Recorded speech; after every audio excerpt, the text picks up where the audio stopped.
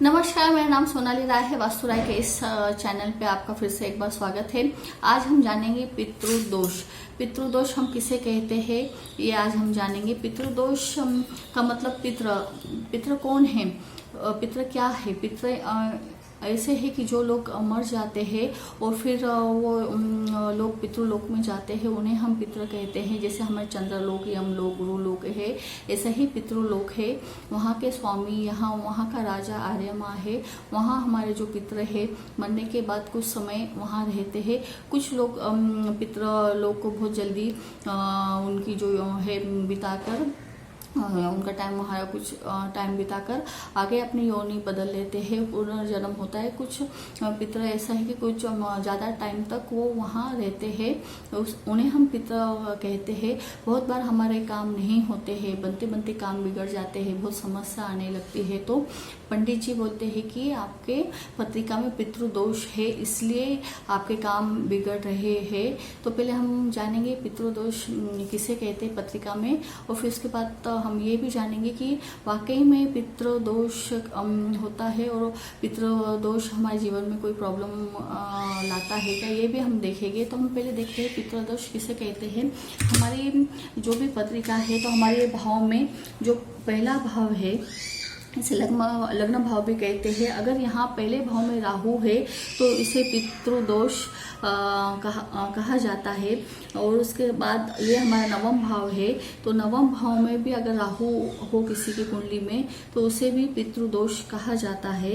या फिर पत्रिका में कहीं भी सूर्य के साथ राहु हो, यहाँ हो, कोई से भी भाव में सूर्य के साथ अगर राहु देव बैठे हो तो उसे पितृदोष कहा जाता है। या फिर पत्रिका में कहीं भी गुरु के साथ राहु बैठे हो तो उसे पितृदोष कहा जाता है। ये चार परिस्थिति में ही पत्रिका में हम कहते हैं कि पितृदोष है। लग्न में राहु हो, नवम भाव में राहु हो, या सूर्य के साथ कहीं भी कोई से भी भाव में राहु देव बैठे हो, या गुरुदेव के साथ कहीं भी राहु देव बैठे हो कोई से भाव में, उसे पितृदोष कहा जाता है। आज के एस्ट्रोलॉजर बहुत बार ऐसा देखा गया है कि कहते हैं कि चौथे भाव में जब राहु बैठा हो चंद्रमा के साथ तो उसे भी वो लोग मातृदोष कहते हैं। तो पहली बात हमने पितृदोष जाना, अब हम ये जानेंगे कि पितृदोष हमारे जीवन में असर करता है क्या। तो पितृदोष हमारे जीवन में असर नहीं करता। पितृ यानी हमारे घर से जो भी बुजुर्ग व्यक्ति शांत हो जाती है उसे हम पितृ कहते हैं। तो पितृलोक में जाके वहाँ रहते हैं और जब तक उन्हें मुक्ति नहीं मिलती तब तक वो वहाँ रहते हैं। मुक्ति मिलने के बाद वो जो भी जातक है वो अपने दूसरा रूप धारण कर लेता है। तो हम देखें कि कभी भी माता पिता है अपने बच्चों के बुरा नहीं सोचते हैं। अगर वो पितृलोक में बैठे हैं तो सिर्फ वो अपने बच्चे को देखते हैं कि भाई हमारे बच्चे क्या कर रहे हैं, ठीक से काम कर रहे हैं। पितृ ऐसा नहीं करते कि ये मेरा बच्चा है, ये मुझे याद नहीं करता तो मैं इसके काम में कोई प्रॉब्लम ना हो, या मेरी पत्नी है ये मुझे भूल गई है तो मैं इसे परेशान करूँ, या ये मेरा पोता है तो मैं इसे गिरा दूँ। ऐसा हम नहीं सोच सकते कि हमारे पितृ हमें ऐसे परेशान नहीं करते हैं।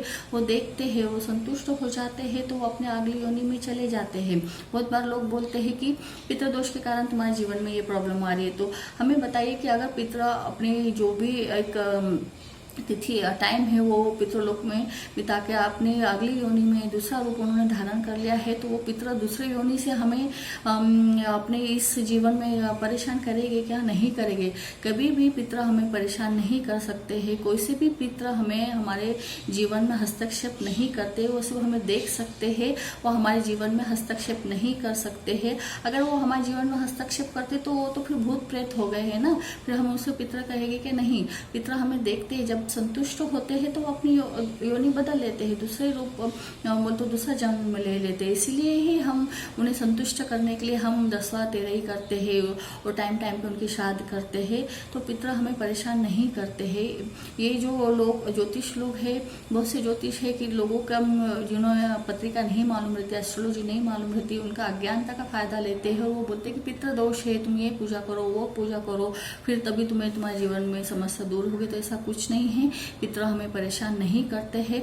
ऐसे ही बहुत से लोग मातृदोष बोलते हैं कि जैसा मैंने अभी आपको बताया था कि चौथे भाव में चंद्रमा के साथ राहु हो तो उसे मातृदोष कहते हैं। तो ऐसा कुछ नहीं है, सिर्फ पितृदोष रहता है, मातृदोष पितृदोष नहीं है। पितरों का कोई लिंक नहीं रहता कि भाई ये पितर है तो ये पुरुष पितर है, ये ये स्त्री पितर है, ये तुम्हें ऐसा करेंगे वैसा नहीं। जब किसी की मृत्यु हो जाती है तो उनका कोई लिंग नहीं बचता है, वो सिर्फ एक जीवात्मा रहती है, हमारे पितर रहते हैं, उनका कोई लिंक नहीं रहता है। वो कोई सा भी पितर हमें परेशान नहीं करता है, हमारे जीवन में हस्तक्षेप नहीं करता है। वो हमें देखते हैं और जब वो संतुष्ट हो जाते हैं तो वो अपने अगले जन्म की ओर प्रस्थान करते हैं।